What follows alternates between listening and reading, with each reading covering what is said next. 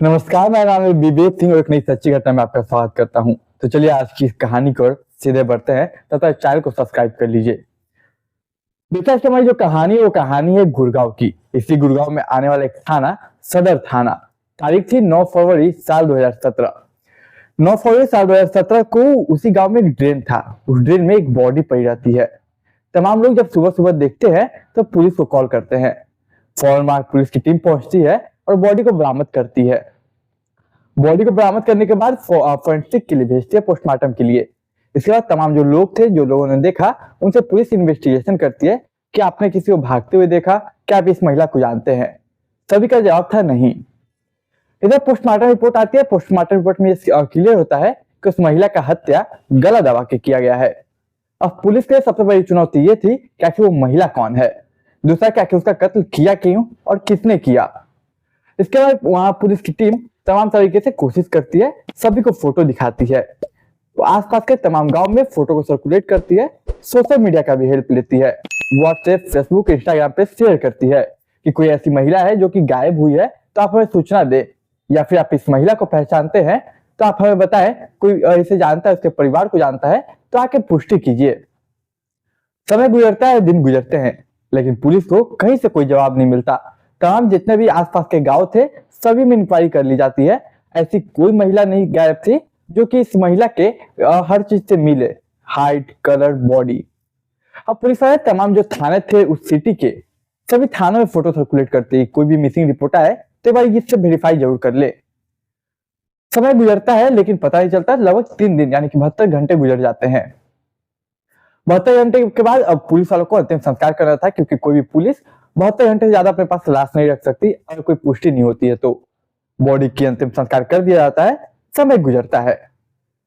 लगभग हर तरह से पुलिस कोशिश करती है, उस जगह पे जाती है जहाँ पे बॉडी मिली थी, वहां पे कोई डॉक्यूमेंट्स, चाहे आधार कार्ड, कोई वोटर आईडी कार्ड, कोई भी ऐसी कागजात मिल जाए जिससे इसकी पहचान हो सके, या फिर कोई ऐसा सामान मिल जाए जिसके थ्रू पुलिस पहुंचने की कोशिश कर सके उस महिला के या परिवार तक।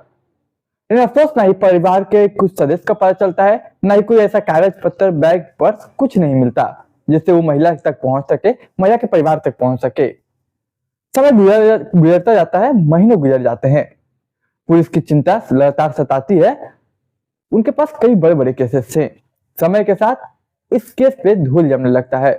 साल 2017 के फरवरी महीने में एक लाश मिली थी 9 तारीख को।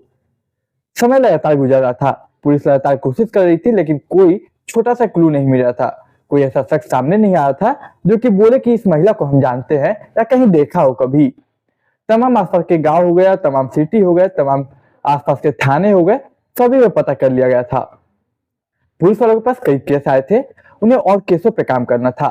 तो धीरे धीरे पुलिस वाले दूसरे केसों पे लगने जाते हैं। जब दूसरे केसों पे लग जाते हैं, उसके बाद समय गुजरता है। तकरीबन कह सकते हैं 2017 का आखिरी साल महीना आ जाता है। अब कहीं ना कहीं ये केस पे धूल जम चुकी थी, लेकिन पुलिस वालों को एक क्लोजर रिपोर्ट तैयार करनी थी।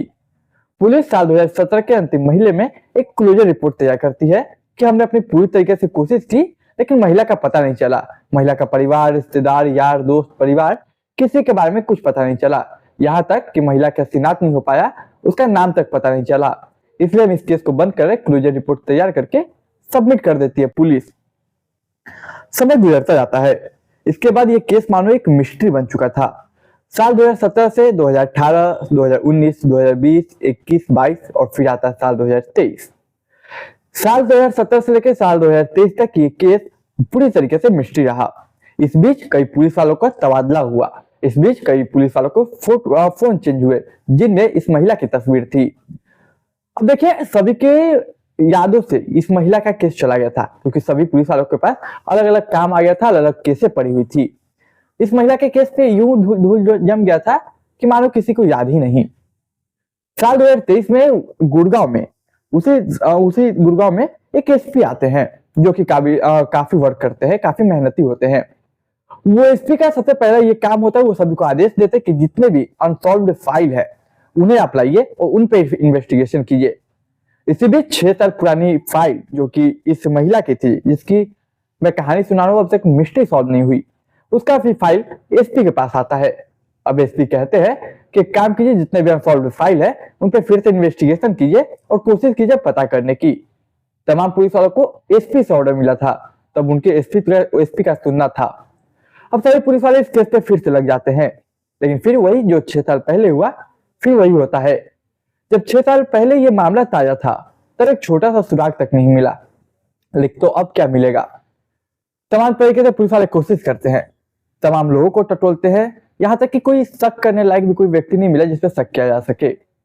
लेकिन इसी इन्वेस्टिगेशन के दौरान तमाम जो पुलिस वाले थे, तमाम जो और केसों को देख रहे थे, उसी बीच एक बुजुर्ग व्यक्ति को पकड़ के लाए थे इन्वेस्टिगेशन के लिए, वो भी दूसरे केस के लिए। अब ये बुजुर्ग व्यक्ति लगभग आधे से 1 घंटे तक इस महिला की तस्वीर को देखते रहता है। इसी बीच एक पुलिस वाला नोटिस करता है कि बुजुर्ग बाबा इस महिला की तस्वीर क्यों देख रहा है। वो करीब आता है और पूछता है कि क्या बाबा आप कुछ जानते हैं। तो कहता है सर मुझे लगता है इस महिला को मैं जानता हूँ, इसकी जो तस्वीर है, कलर है, उम्र है और इसने जो कपड़े पहन रखे हैं शायद मैं कहीं पहचानता हूँ। दरअसल मैं एक कंपनी में काम करता था कुछ साल पहले, उसमें एक अनीता नाम की एक महिला थी जो कि गायब है। उसके भी हाइट, कलर, उम्र सब लगभग सेम है।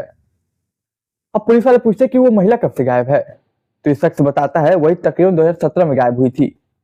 अब पुलिस वालों को एक उम्मीद की किरण दिखती है क्योंकि ये लाश भी 2017 में मिली थी। अब पुलिस वाले उस कंपनी का पता लेते हैं और फौरन उस कंपनी के पास जाते हैं, उस कंपनी के मालिक से मिलते हैं, उस कंपनी के सुपरवाइजर से मिलते हैं और पूछते हैं क्या आपके रिकॉर्ड में कोई ऐसी महिला है जो अचानक गायब हो गई हो, जिसने सैलरी ना उठाई हो। आगे सुपरवाइजर कहता है हाँ सर, एक महिला है अनीता नाम की, जो कि तकरीबन 2017 में 8 फरवरी को आखिरी बार एंट्री ली थी उसने। और पुलिस वाले जब सुनते कि 8 फरवरी 2017 को वो लास्ट एंट्री ली थी और इधर हम लोग को 9 फरवरी 2017 को लाश मिली थी, लगता है कि महिला कोई और नहीं बल्कि यही है जिसकी हमें लाश मिली थी, वो अनीता देवी है। अब फौरन पुलिस उसके बारे में इन्वेस्टिगेशन करती है, पूछते कि उसका एड्रेस दीजिए। अब कंपनी के थ्रू जो एड्रेस मिलता है, पुलिस फौरन उस लोकेशन पे पहुंचती है और उस घर के मालिक से मिलती है जहां अनीता रहती थी। तो जब घर के मालिक से मिलती है तो घर के मालिक बोलते हैं कि सर आप जिसकी बात कर रहे हो वो रहती थी, तकरीबन 6 साल हो चुके हैं। बोलते कि इसका परिवार में कोई रहता था यहाँ, तो बोला कि सर इसका एक आशिक कहिए या फिर पति कहिए वो रहता था, लेकिन वही 2017 में फरवरी के महीने में अचानक से वो चला जाता है, कहता है कि मैं घर खाली कर रहा हूँ। अब पुलिस सुनते कि आशिक है या फिर पति, तो कहा सर एक्चुअली जो अनीता है पहले वो ऐसे ही रहती थी उसके साथ, लेकिन मुझे कहीं से सुनने में आया था कि कुछ समय बाद वो उस शख्स के साथ शादी कर लेती है। यहाँ तक फिर पुलिस पूछती कि आपको क्या पता है कि वो कहाँ गया हुआ शख्स, क्या आपको उसका एड्रेस पता है। अब उसको मालिक को इत्तेफाक से पता था एड्रेस। अब मालिक घर का उस शख्स का एड्रेस दे देता है और इस शख्स का नाम बताता है रंग बहादुर। और फौरन ये शख्स रंग बहादुर को खोजने पुलिस उस लोकेशन पे जाती है जहां पे इस मालिक ने दिया था। जब पुलिस वहां पे जाती है, सिविल ड्रेस में जाती है, तो वहां पे एक महिला निकलती है।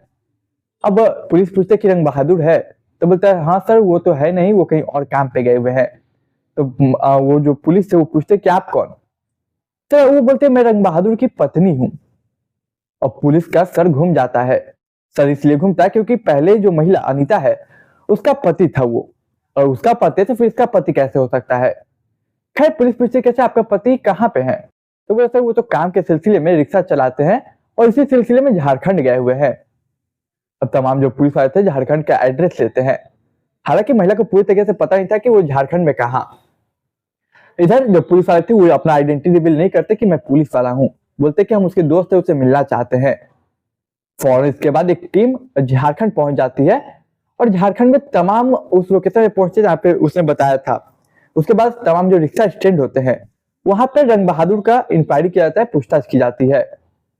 बहुत मुश्किल से तमाम सीसीटीवी कैमरा खंगालने के बाद उस फोटो को मैच किया जाता है, तब जाके तमाम लोगों से पूछने के बाद उसे घर का एड्रेस मिलता है जहाँ के वो झारखंड में रहता था।